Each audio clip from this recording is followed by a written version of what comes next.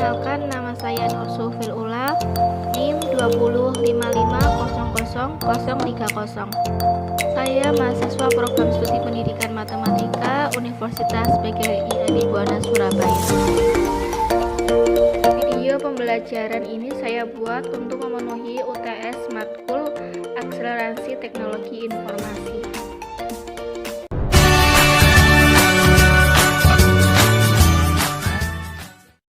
Pada video pembelajaran ini kita akan belajar tentang himpunan.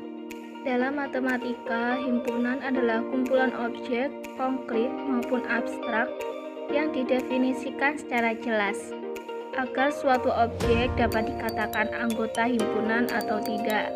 Contoh, himpunan hewan berkaki 4. Dari himpunan ini kita dapat menyebutkan anggotanya, yaitu sapi, kambing, kerbau, gajah, dan lainnya. Kemudian saat saya mempunyai himpunan hewan-hewan lucu, apakah itu termasuk himpunan? Tepat sekali, ini bukan himpunan. Kenapa demikian? Karena tidak dapat dijelaskan anggotanya secara jelas. Jadi suatu himpunan dikatakan himpunan jika mempunyai anggota yang jelas. Untuk menyatakan suatu himpunan ada 3 cara. Nah, apa aja ya? Yaitu yang pertama, menyebutkan syarat keanggotaannya atau menggunakan kata-kata, yaitu dengan menyebutkan syarat dari keanggotaannya. Contoh, A merupakan bilangan prima dari 2, 3, 5, dan 7. Maka kita dapat tuliskan syaratnya A bilangan prima kurang dari 10.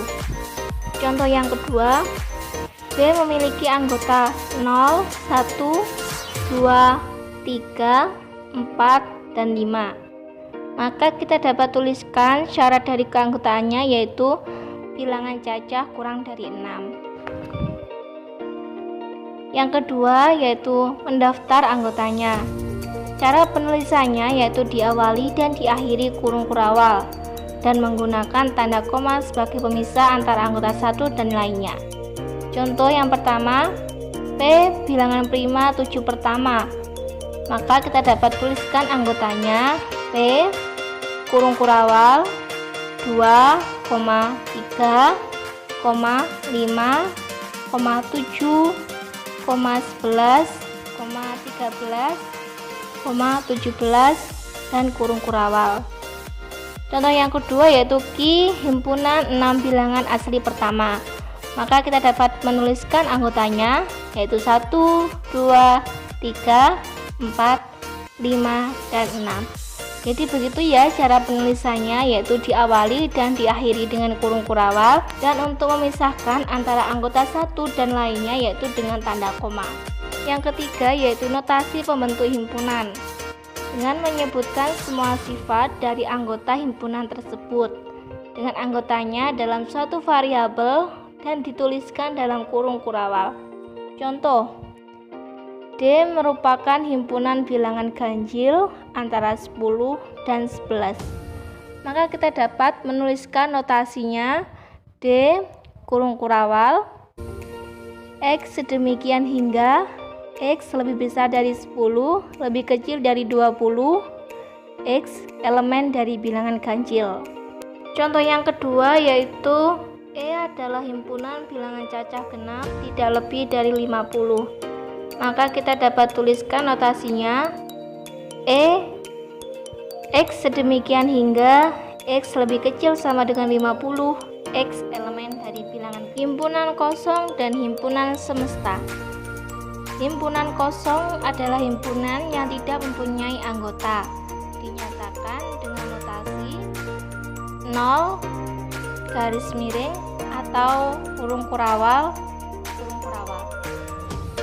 Dengan notasi pembentukan himpunan kosong ditulis X demikian hingga X tidak sama dengan X. Contoh, misalnya A adalah himpunan asli kurang dari 1. Keterangannya tidak ada bilangan asli kurang dari 1. Maka X dapat dituliskan seperti ini.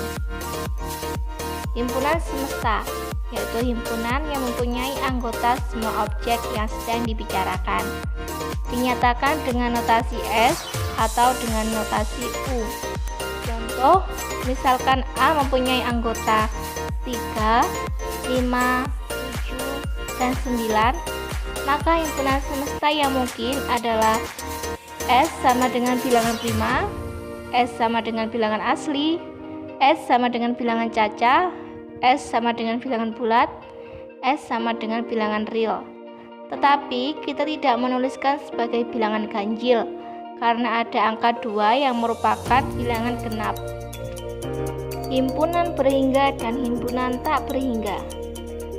Himpunan berhingga atau finite yaitu himpunan yang jumlah anggotanya dapat dihitung.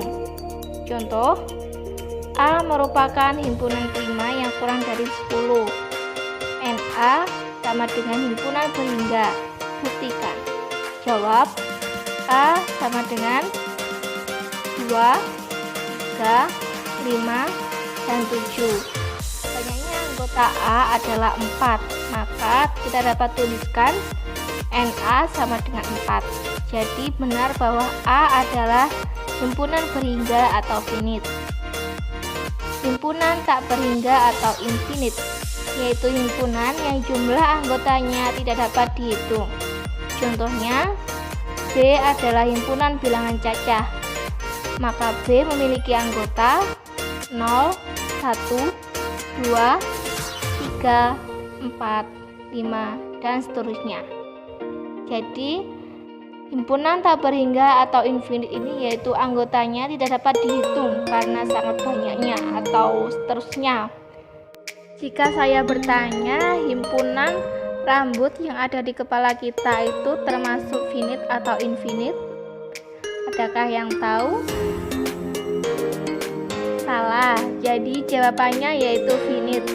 Kenapa demikian? Karena rambut kita masih dapat dihitung meskipun membutuhkan proses yang lama atau waktu yang lama, tapi masih bisa kita hitung. Jadi himpunan rambut yang ada di kepala kita itu termasuk himpunan berhingga atau finite. Nah, demikian materi pembelajaran dari saya.